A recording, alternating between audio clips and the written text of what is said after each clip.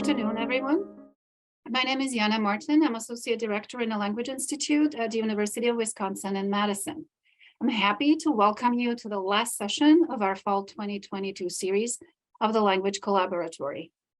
The Language Collaboratory is a partnership for the advancement of intercollegiate dialogue on the teaching of languages and cultures, driven by language centers and institutes at the University of Iowa, the University of Michigan, the University of Minnesota, Michigan State University, and the University of Wisconsin-Madison. Our aim is to provide collaborative professional learning opportunities for educators of language, culture, and literature at the 5 institutions. The Language Collaboratory's fall sessions focus on situating language programs, language learning, and instruction in a rapidly changing world society, responding to the needs and wants of spaces beyond the classroom. Specifically, our discussants will address elevating career readiness in the language curriculum, promoting service learning and other forms of community engagement, articulating the value of transferable skills and competencies gained during one's language learning journey, and other ways of preparing students for success after they graduate. You're invited to contribute to what we hope will be a lively discussion. Next slide. The sessions will be recorded and made available through the YouTube channel for the Language Collaboratory. We encourage you to subscribe to our channel to receive updates when new content is available. We ask that you mute your microphone at the outset, that you use the tools in Zoom to contribute questions and comments in a chat. During the open discussion period, please raise your hand virtually prior to activating your mic. Closed captioning is available through the live transcript button in the Zoom menu bar. Next slide. Today, we will hear from Kaitlin Koehler and Toni Landis. Kaitlin is the Associate Director of the Rising Phoenix Early College High School, Division of Student Access and Success at the University of Wisconsin-Green Bay. Toni is the Academic Advising Manager for the Department of African Cultural Studies and Classical and Ancient Near Eastern Studies at the University of Wisconsin-Madison. The title of today's session is Lead with Language, Putting Language Skills to Work. Next slide, please. Before we begin, I would like to encourage everyone to stay tuned for the schedule of our spring series. Sessions will be held on Mondays and Thursdays at the same time, so at 3:30 Central or 4:30 Eastern. We will continue with the theme of our fall series, which was postgraduate success, connecting language students with needs, wants, and expectations of the world beyond the classroom. But we'll tentatively focus on different aspects, including formal recognition of proficiency levels, marketing competencies versus degrees, students' career-driven agendas for their studies, and others. We hope you're able to join us. And also, if you're interested in leading a session, let us know.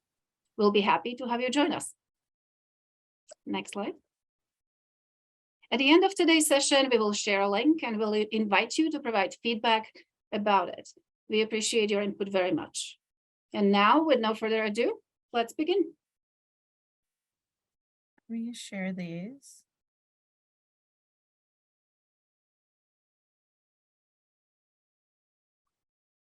Perfect. Well, I can start because my name's first on the slide. So again, I'm Kaitlin Koehler. I am currently at the University of Wisconsin-Green Bay, but previously worked at the Language Institute, which is why I'm presenting today with Toni.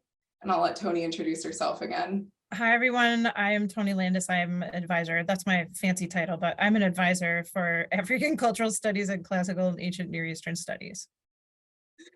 So Toni and I are going to keep things pretty casual today. We're going to kind of frame things up for you to talk about some of the trends in our context for developing this course, and what we were hearing from students, what we were seeing in more of the career development landscape and conversations across higher education institutions.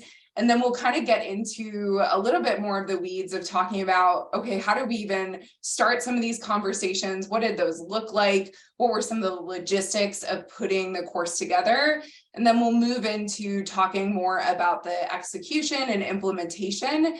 And then we'll leave you today, before we get into questions, with some concrete next steps that you might consider looking into at your institution as strategies for kind of working your way up to implementing a course, or if you're a little bit further along the career development journey as it relates to languages, thinking about developing your own course.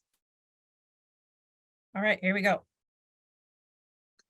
All right, so in my role specifically with the Language Institute, I served as supporting all of our language programs in the sense of multilingual career development and what that looks like. So we know in higher education, our staff and faculty are tasked with a lot of responsibilities.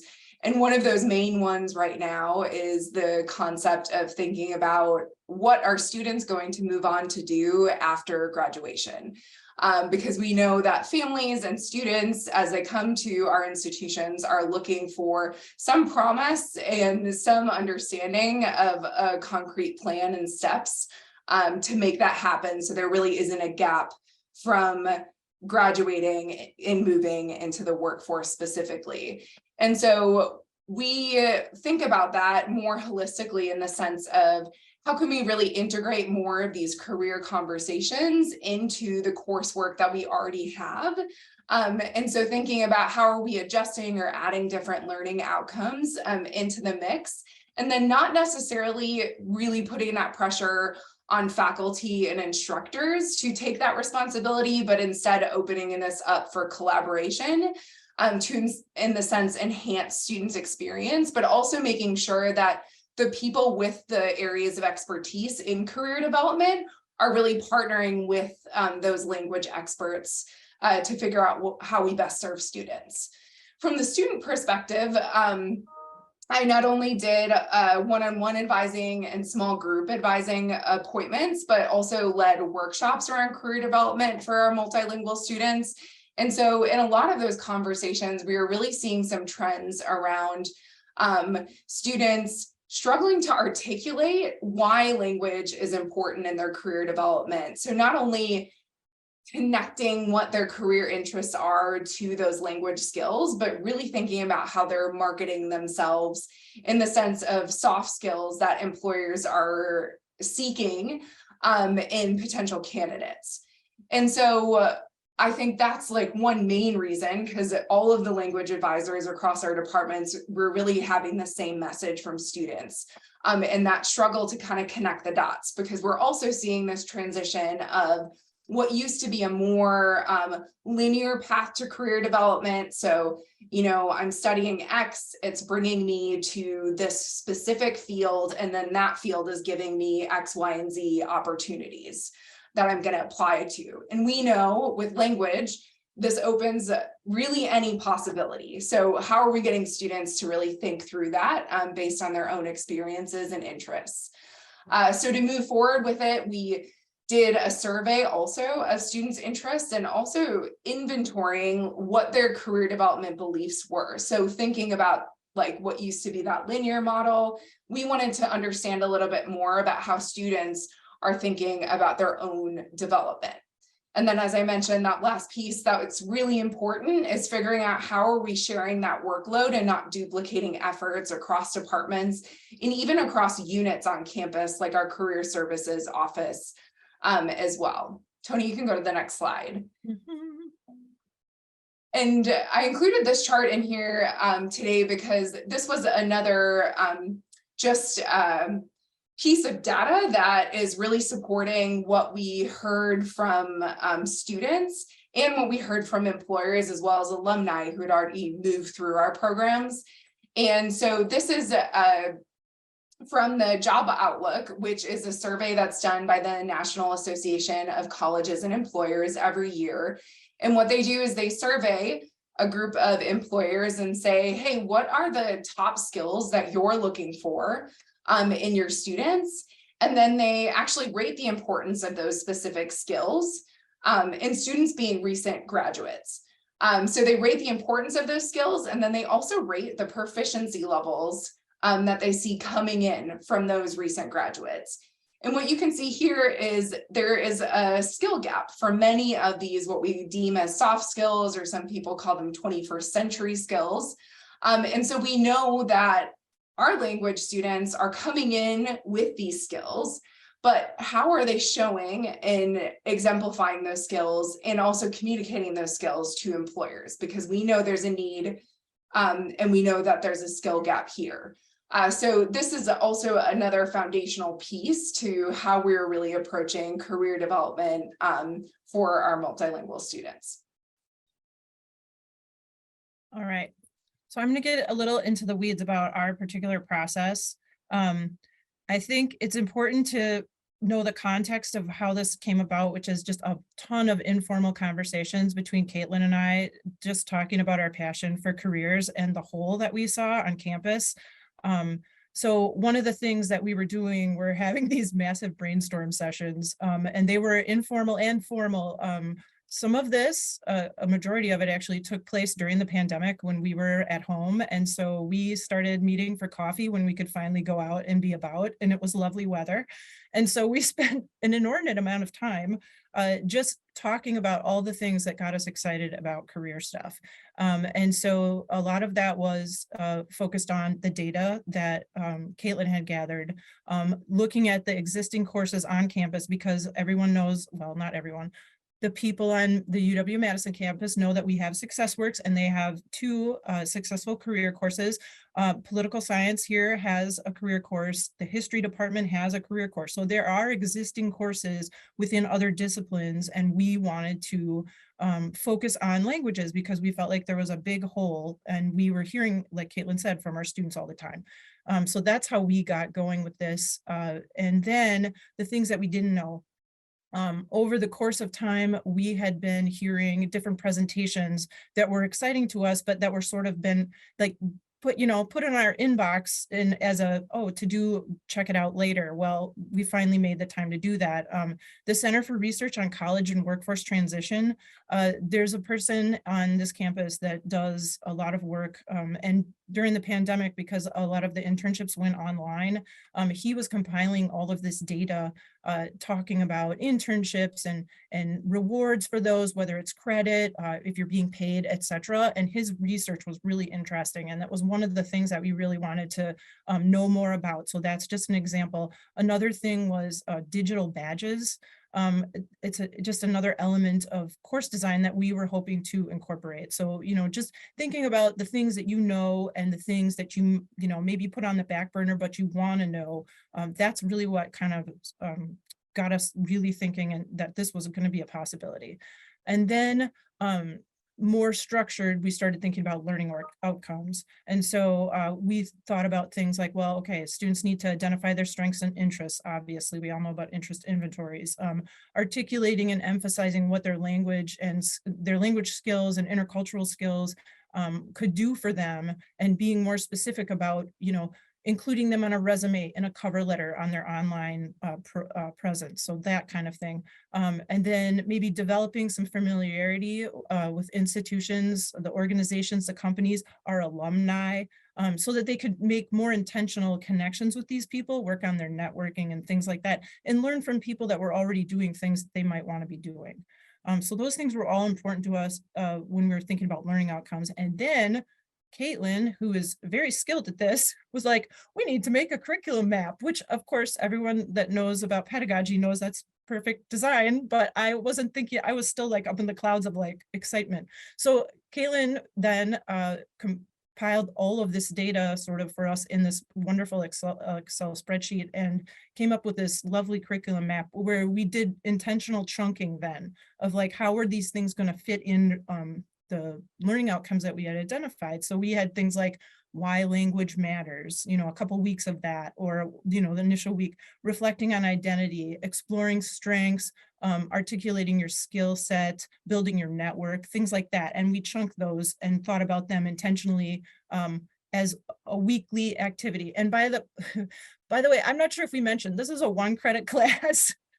So we met once a week. That might be helpful for some people. That was, that's very important for the design. So we knew we had 50 minutes a week to then get this information out there and make sure that, you know, everything we had designed was intentional, because you think 15 weeks is a lot, but it goes by fast. And when you're trying to think about, you know, what are the important things you want to get across, we really had to like edit ourselves and, you know, really kind of keep our expectations manageable.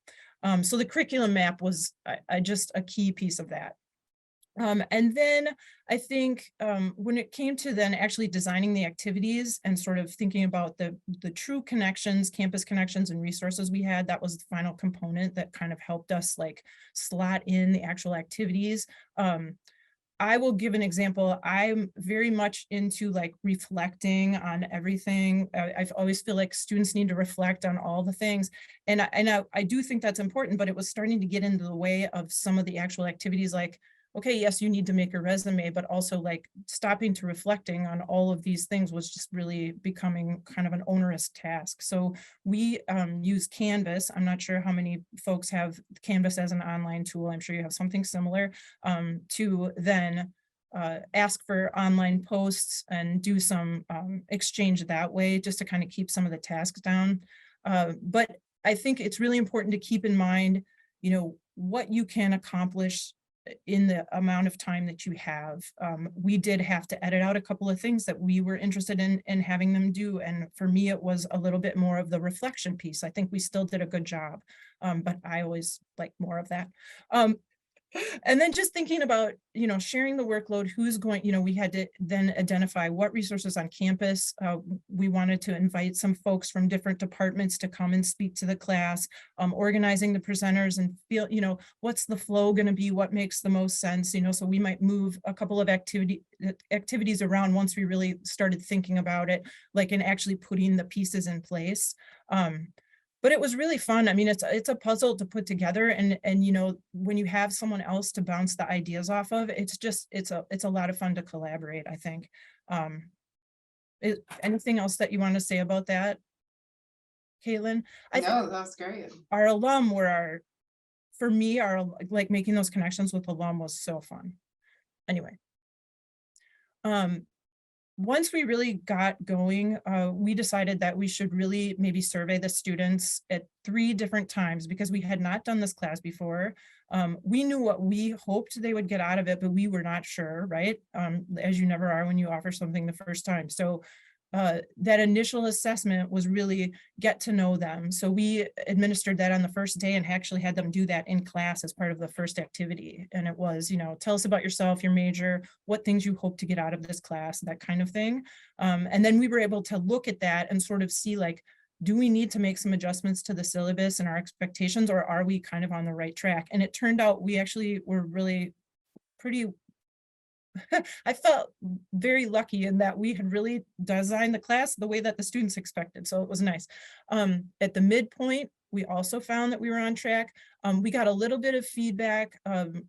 We did a lot of, and Kaitlin and I haven't really dissected this because Kaitlin got her new position and we kind of just said, okay, we made it through the semester and we were so excited and happy and pleased. But I think, and we'll talk a little bit about this if anybody wants more, but one of the things that we found was, I mean, we did a little bit of extra activities around exploring, getting to know yourself, your interests, your skills, maybe a little too much. So a couple of things from the midpoint, we found that maybe we could have done a few more one-on-one meetings or something like that. But I mean, overall, again, very pleased. And then, of course, we would have to mine like the best feedback we got, but I put a few of the final pieces of feedback that we got for you to read there, and I'm sure we'll make sure you get the slides so you don't have to try and quickly read through that.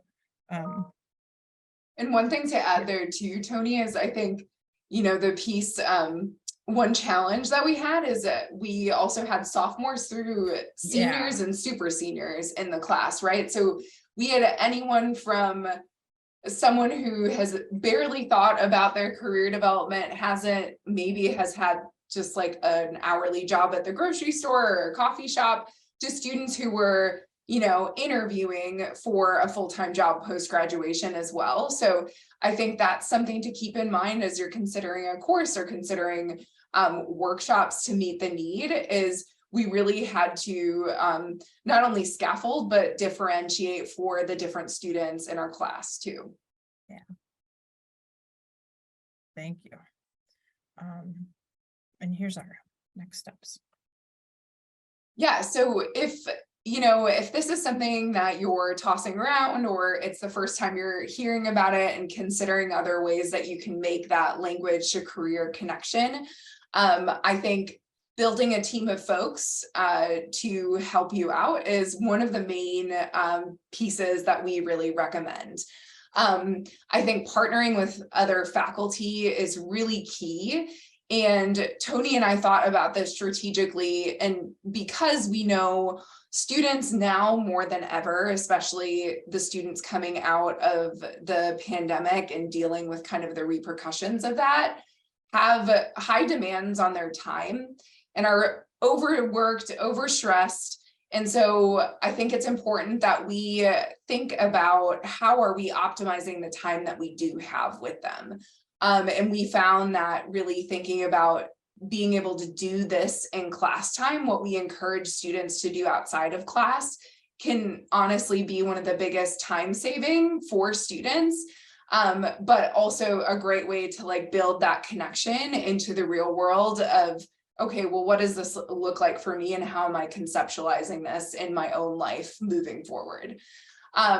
I think it's also really important that you take a look at what resources are already available, whether that be, any publications and research to actual like people who can help. I think that's one thing that Toni and I did really well is we said, we're planning these learning outcomes and these goals, but we don't have to be the people instructing that every class period. And in fact, I think that was actually one of our priorities to say, the students don't always need to hear from us. Like we want them to hear from the alumni. We want them to hear from the experts who are doing the research. And so I think that those different perspectives and connections that students were able to make with people on campus not only helped their own career development, but I think it helps with that sense of belonging piece. And it was a way for us to create more community on a very large campus as well. And so, of course, the student feedback is really key. So you've seen that as a common theme among the information that we've shared, and thinking about who your target demographic is as well.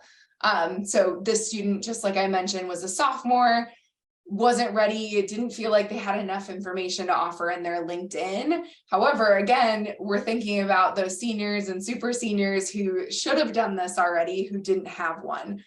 So thinking about ways to differentiate that material. And then thinking about the piece too of strength and interest inventories.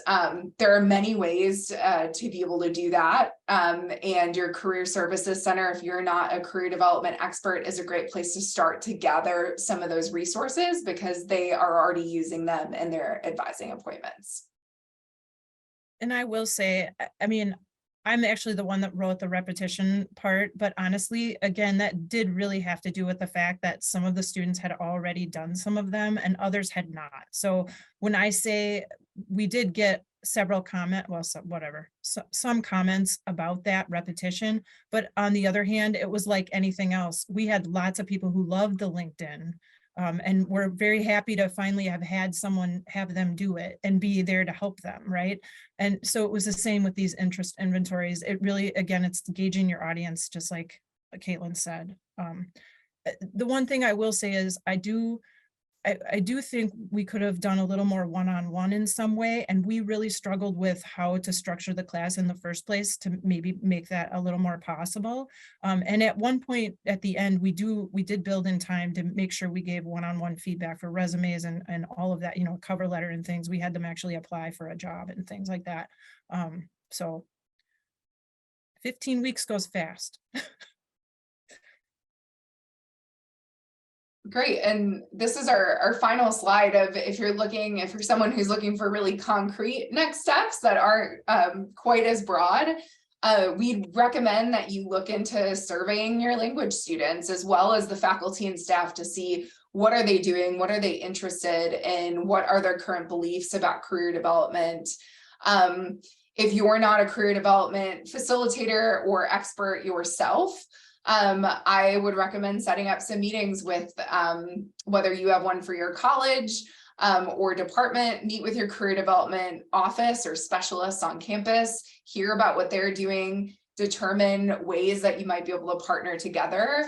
And then once you have that information from what's available and what students and the faculty and staff are interested in and or already doing, create and play around with some of those learning goals for your students. You know, what do you want them to be able to achieve after attending a workshop or a class, if that's where you're at? I think start small. That's really what we did, is we essentially had developed one-off workshops that were tied to these different learning goals. And then we kind of took that and transformed that into that 1 credit course. We could not have done this without the help of the language alumni. And so, and I credit that to all of the departmental language advisors, because they are so well rooted in working with their own alumni. And those were connections that I didn't have since I wasn't rooted in those academic departments. And so I think see who you have connections with and continue doing that outreach, because Toni and I also did a lot of cold calling or like looking up people on LinkedIn and trying to build our own connections too from there and putting ourselves out there. Yeah. So we encourage you to kind of take that risk if you don't have your own database. But we found, you know, the alumni were always so excited to do this because it is such a unique platform for them to talk about their experiences. Okay. Does anyone have questions for us? And thank you very much, both Kaitlin and Toni, for a really inspiring session. This is lovely. I do have a question, so I can start us off. And please, I would like to ask everyone, please consider either raising your hand or just let us know what question you have. So we do have one question, and after Lydia, I will ask my question. So Lydia, go ahead. Oh, I'll ask my question. I want to say hi to the other Lydia who's here. In all these months of Zooming, it's the first time there's been another Lydia in my Zoom space. So I'm very excited about it. I don't have necessarily a question, but I did want to comment on a couple of things. I work as well as teaching French at the University of Minnesota. I also work with the College in the Schools program, where the high schoolers take intermediate French in their high schools. And I think Jan Erickson, who works in the program, is here today too. We do this really great activity on the field day when the kids come to the university, and we have these career stations where I've contacted people who use French in their careers, but they're not teachers, you know, and they're not writers. They're just people who use French in their careers who are local, like the lady from Books for Africa, stuff like that. And people who work at 3M. It's a huge success because it's like in their high schools, they don't really see that too much. And we've been talking a lot in French and Italian of doing something similar, you know, with the alumni thing. So I just want to say that I really appreciate that. I think your course is very different than like when we offer a business French course, you know. And the other thing I was just going to comment on is this idea of internships is really key. We do a lot of that for study abroad in Montpellier, France and Senegal, but we don't tend to promote it within the department that much. I think there's something where kids can get credit, but we don't do a lot of that. So I think that that's another thing that's really important. And then the last thing was the University of Minnesota had this big push a couple of years ago called Career Readiness, where there was this big wheel where they had all the different, you know, kind of like that slide you had where they had all the different skills. And we took that as a project in French, and we translated it all into French, what these skills were. And then we had a unit, you know, where we talked about job skills in French in the first advanced French course. So I think that this whole career thing is just, you know, it wasn't around years ago at the university, but it's just much more important now There are so many fields that aren't foreign languages that have internships built into the program. You know, my son does landscape architecture and they all have to do an internship while they're a student, you know? So these are really important. And the collaboration thing, I'm just fascinated by everything you've said, the collaboration, you know, the whole idea of community. So I just wanted to say all that stuff, but really thank you for the talk. Thank you so much, Lydia, for your comments. And at this point, I'm sorry to interrupt, but since we've reached the hour, we're going to turn off the recording now.